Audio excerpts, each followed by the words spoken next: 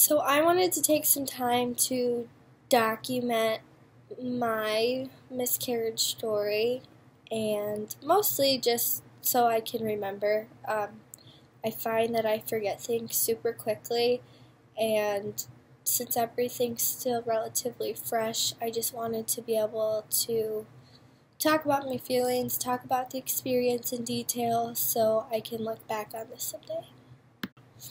I also wanted to share because I know that a lot of people probably have questions. I know I'm a nosy person and I wouldn't probably be comfortable asking, and I think it's important for people to know. I think it's important for miscarriage to not be such a taboo topic.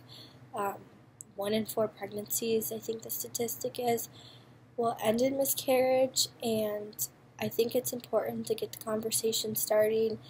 And I just feel like if it could help one person know that they're not alone, like whether you're going through it or a friend is going through it, there's just so many people affected by it, so I wanted to share. I will warn you, I am a super bad storyteller. I am all over the place. I have a hard time finding the right words to say, so I apologize for all the cuts you're about to see. I did want to throw out another warning that I am going to be very detail-oriented in this. Like I said, this is mostly just for my own personal documentation, so I want to remember it all. That could be triggering for some, or you just might not want to hear the too much information thing, so if that's you, I would tune out now. So on Monday, February 18th, I started experiencing some back pain and this is a TMI alert, but some discharge, which, like, back cramping and discharge aren't abnormal in pregnancy. Your body is going through a lot of changes at that time, a lot of hormonal shifts, so I wasn't too concerned. I just figured that I had a bacterial infection, so I called the office, and my OB, actually I've seen a new nurse practitioner, and I contacted her, and she wanted to get me in to be seen and swabbed for an infection. So that was Monday, and they got me in for Wednesday with my new nurse practitioner, and on Wednesday I started actually spotting before the appointment. Nothing crazy, it was just a really light pink discharge. I'm a super paranoid pregnant person, especially at the beginning, so I was worried, and I messaged them on my chart before the appointment, and I was just like, hey, I'm coming in later today, but this started too. I'm a little concerned. Can we maybe get me in for an ultrasound or something just to assure me that baby's still doing okay? And they called me back, and I was actually supposed to have an ultrasound that Friday for a dating ultrasound, and they're like, actually, if you come in sooner, we can just move that ultrasound up, and we'll get you seen, and we'll do a pelvic exam, and all that good stuff.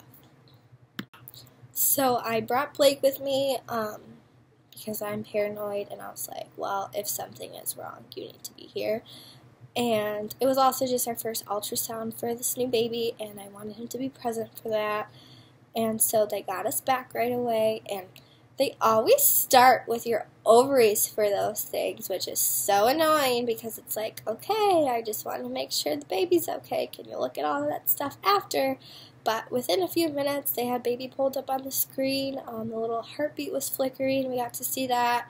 The sonographer was super nice and wrote all those cute little, like, hi, Mom, hi, Dad, on the pictures, printed us out. I mean, the baby only measured 6 weeks, so it was not very much to look at, but the heartbeat was super reassuring. And yeah, like, the only thing abnormal about that appointment or particular ultrasound was that baby was only measuring 6 weeks, and I don't know how much people know about cycles, but if we went by my, like, your standard 28-day cycle, baby should have been measuring 8 weeks. I have a longer cycle, so I was expecting it to measure 7 weeks, but for some reason, baby was only measuring 6 weeks at that time, but she assured me that was fine. She said my due date might change a little, and I might come in for a follow-up dating ultrasound just to make sure everything was progressing since I was a little off of what we anticipated the baby to be measuring. So after the ultrasound, I was feeling pretty good. I went back to go see the new nurse practitioner, and she was pretty sure when I went over my symptoms that it was probably just a bacterial infection, and like your hormones are adjusting and it can really affect like your pH balance down there. So we were thinking it was just going to be a bacterial infection. So she swabbed me, she did a pelvic exam. She was like, well, the good news is it doesn't look like any of your spotting or the blood is coming from your cervix, so it's probably just irritated from the infection, so we'll get the swab back and let you know. So that was on Wednesday, and usually the office is super good about lab work. Like if I would get something drawn at a morning appointment or even an afternoon appointment, a lot of times in the past I would have results back by the evening, or they would come like super early, like 3 a.m. the next day on my chart, and I could just see them right away. But for some reason, Wednesday I didn't hear anything, Thursday I didn't hear anything, and by Friday I was like, hey, I'm still having these symptoms, my back is hurting, I'm still spotty, like what's going on with these results? So I got a message back that the doctor had looked at the ultrasound and everything looked good with that. They had changed the due date to October 16th to match like the 6 weeks that the baby was measuring, and then they told me that they were still resulting my like swabs and stuff. So I was like, okay, and they did get back to me a little later and just said that everything came back negative and I didn't have an infection, which like kind of, yeah, that's great, but then why am I experiencing the symptoms? And they just kind of seemed to brush them off as like a hormonal thing. They acted like it was normal and just acted like I should follow up and go about like my regular appointments I had already had scheduled. So I was a little annoyed with that because I didn't feel like it was just hormonal. Like I had these symptoms, my back was really hurting, I was still having spotting and weird discharge, and like I didn't know why. And like I've had 2 pregnancies. I'm not a professional, but it didn't seem normal hormonal shift. Like it felt like something was wrong. So I messaged them again, which is probably annoying, but I wanted relief and I felt like I wasn't getting any. And they just assured me again that it was hormonal, and a little discomfort in the beginning is normal too. So if I had any like severe cramping or bright red bleeding, they like going into the weekend, since the office would be closing, they told me to go into the ER if anything changed. So Friday night I started wiping red, and red is a red flag in pregnancy. It's not good, like your pink and brown discharge. That's like, if you're a worrier like me, that's concerning, but when you see red, that's not really a good sign. So I am weird, and I was like sending pictures to my sister, and she was like, it's not a lot, that's probably nothing. Tried to be reassuring, but the next morning on Saturday, I woke up and I passed a pretty decent sized clot, probably golf ball size, I would say. And I tried to brush it off, like I had been having a little bit of spotting, and it probably was just like an accumulation overnight that resulted in the clot. I wasn't bleeding a lot still it was only when I would wipe, and it was hardly anything when I would wipe. Like I had to look for it or like try to get it. But I was concerned after the clot. I was still having my cramps, so I decided to go to the ER just to make sure everything was still okay with baby and hopefully to see a heartbeat. I really debated going to the ER because I hate going to the ER. I'm sure it sucks, so it's expensive to go to the ER. And I knew it wasn't a medical emergency. I wasn't like bleeding profusely. My cramps weren't crazy. Like I told Blake multiple times, like I feel really dumb for going, but I also feel like I need to, just for my reassurance. I reached out to a nurse friend of mine to see what she thought, and although she said it wasn't a medical emergency, she told me that a lot of people go, some multiple times a day, who aren't even experiencing the symptoms that I was having. So I felt okay going, and Blake and I decided to go. So that was an experience in itself, and I won't get too in detail, but I hate the ER, like I said. Sorry to all my ER nurse friends. Nothing personal. But when we were there for like 5 hours, and they did like a urine test, they did a blood test, they did another blood test because they didn't get enough blood for some reason the first time, and then the last thing they did was an ultrasound. And that was just a horrible experience. When you go to an ultrasound in like your OB office or MFM, I feel like it's super relaxed and you get to see the screen, and the sonographer is usually really nice and lets you know everything they're looking at.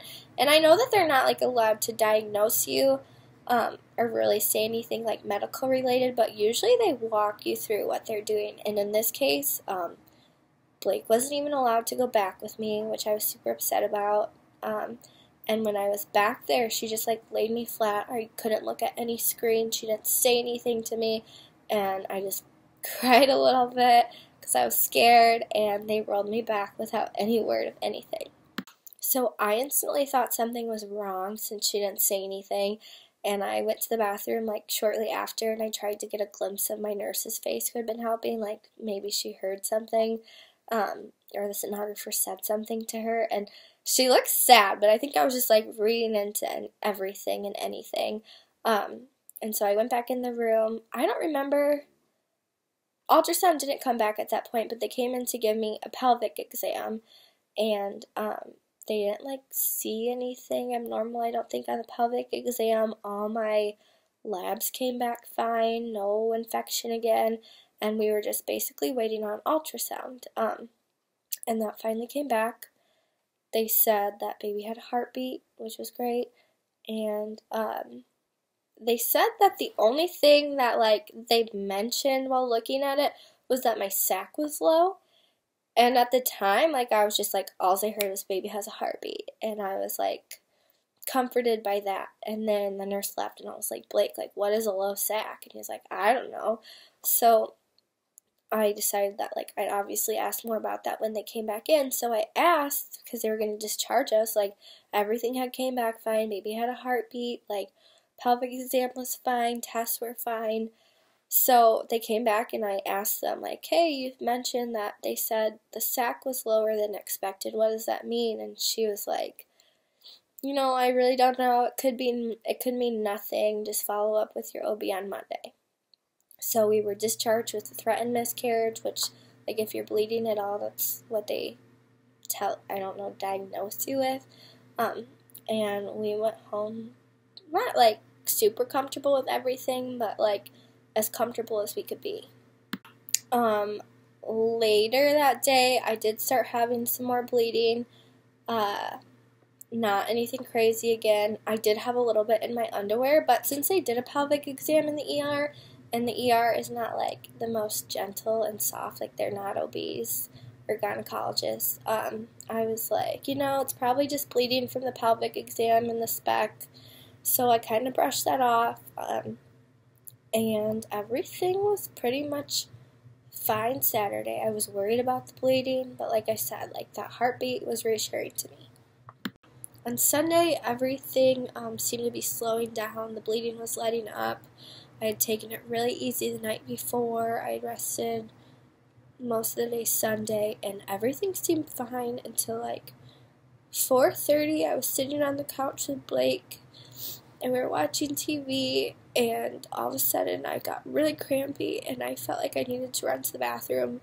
So I ran, and I hardly had gotten the toilet, and this huge clot just passed, and I felt like right then and there, like I was losing the baby, and I started bleeding a lot, and I started crying, and I called Blake in, and I told him I didn't think it was okay, and that I think I had just passed the baby, but I didn't know, and that, like, it was the worst timing because it was like 4:30, 4:45, and he had to be to work at 5, and I told him I just couldn't do it alone, like, he needed to stay home with me, and so he hadn't, like, missed a lot of work in the past due to, like, sickness and stuff, and I really didn't want him missing, but I really needed him here, so he assured me that it was okay, and that he would help me get the kids to bed and make sure I was okay, and then he would just call in early and at worst just go into work a little bit late, and they would understand. So he stayed with me, and like my mom offered to come over, and I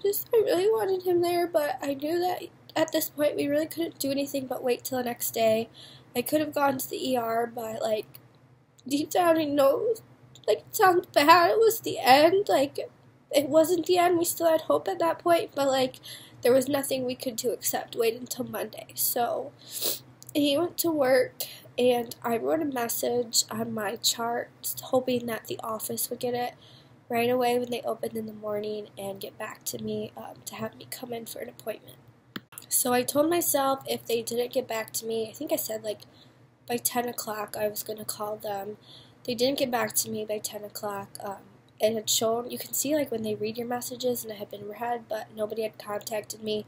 So I called and left a voicemail with the nurse, and by like 11, I think it was, she called me and she like apologized that I hadn't heard anything yet, and she said that the doctor had been in surgery all morning and she was trying to call him, and as soon as he told her what to do, she would get back to me and let me know how they wanted me to like proceed. So I didn't hear anything, and I was getting super like, it's just so hard waiting when you don't know. And I was like texting my sister telling her they probably aren't even going to call me back. Like, how many times can bleeding get worse? How many ultrasounds can you have in a week's period? Like, this is all the stuff going through my mind. Like, how many times do you need to be reassured it's okay? But like, I knew it wasn't.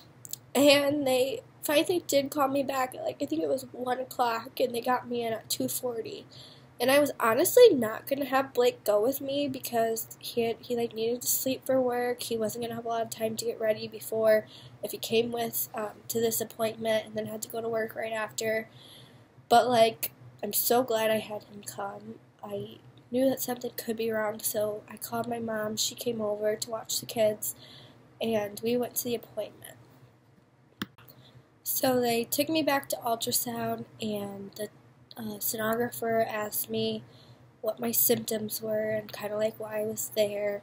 And when I was explaining to her, like, when you say red blood and cramping and pregnancy, like, it doesn't sound good. And she was like understanding and like tilting her head and like, okay, like, so we both kind of knew like there was a good chance when we were going to look at the ultrasound, like, it wasn't going to be okay. Like, it could be, but like, we still had some hope, but we both kind of knew like what we were getting into. So she left the room while I had dressed, and I just started crying instantly because I just didn't want to be there, and I didn't want to find out. Like, I wanted to get answers, but I knew what the answer could be. So she came in, super professional, like, she wasn't like, they're not allowed to really, I don't know, not acknowledge your emotions, but she just like was going about her business, and she like was looking at my ovaries, I thought, and then I realized like it was taking way too long to just be on the ovaries, and when I like was looking at the screen, I saw nothing, and it was just like empty, and she wasn't pulling up a heartbeat. She wasn't writing those cute things on the ultrasound, and I heard like the printer going, so she was printing pictures, but I knew that we weren't looking at a baby. So then she told me that she was going to go get the doctor, which, you know, is a bad sign. Like, the doctor doesn't usually come in during the ultrasound. So at that point, I just lost it because I knew, like, what it meant. And Blake started crying, and it was just bad. My doctor is so sweet. He's the sweetest man. I'm sorry that I'm getting so high-pitched. My doctor came in, and I love him to death. He's so sweet, and he just, like, was super apologetic. Explained, you know, all the typical, it was probably a chromosomal thing. It's nothing you could have done. Explained, you know, when we could try again if we wanted to, and he gave me the option to have a pill that was supposed to just kind of, he said, luckily, like, you're not going to need surgery, your body's passing everything by itself. If you want, there's a pill you can take to kind of make the process faster. It makes you crampy, but he said the bleeding then should be done, like all the major stuff, within a couple days rather than a week to 2. And I just didn't want to take a pill. Like, if my body was doing what it was supposed to be doing, like, I was just like, I'll let it. Like, I didn't want to get super crampy. I just thought I couldn't probably handle that emotionally. Like, it was already hard enough, so I told him I didn't want a pill, and I'd let him know, like, if I changed my mind.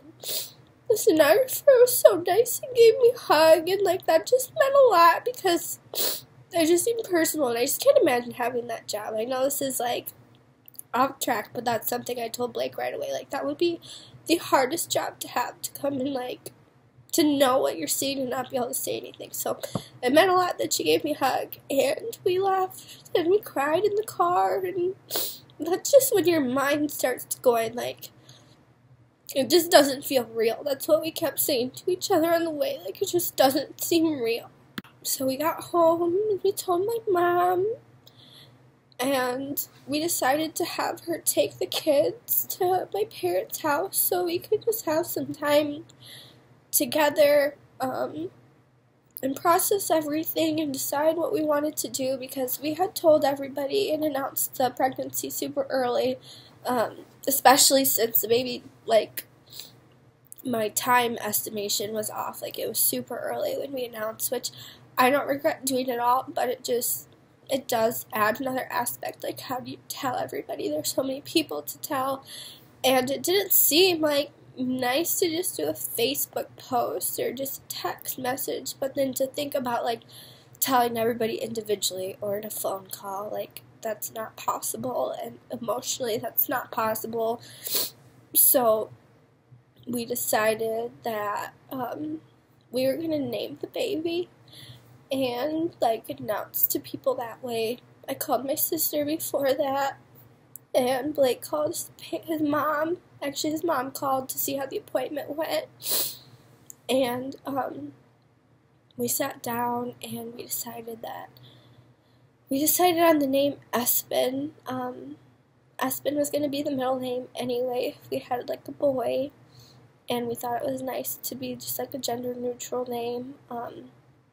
I didn't have a really, like, a big feeling one way or the other what the sex of the baby was. We won't know.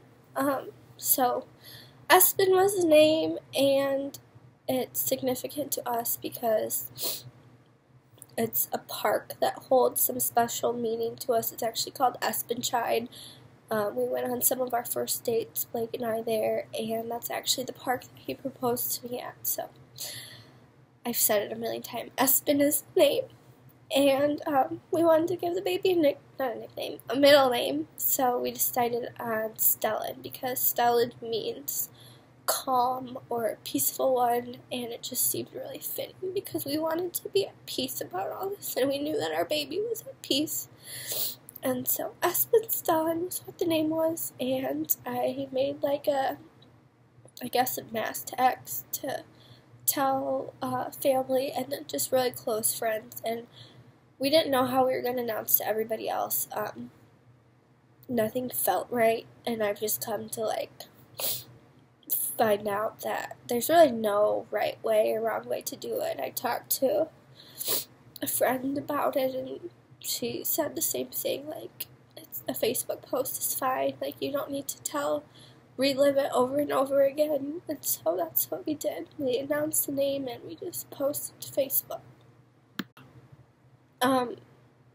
I kind of want to separate this into 2 videos now, so that was, like, the miscarriage process and just, like, how that all came to be, but I really want to do a video, just kind of talking about the aftermath. It's been about a week now, almost, since everything happened, and still processing everything, still going through everything, like, even physically. I think that's something that's been really hard for me, is that, like, I think a lot of people in their minds, they think that, like, when you have a miscarriage, especially early on, like, you just pass the baby and then it's done, but it's not done at all. Like, I'll go into detail later, but you're reminded for weeks after, and it's just super hard physically, mentally, emotionally, you're just everywhere. So I think I'm going to stop this here and do a video just about the aftermath and our feelings and where we are now.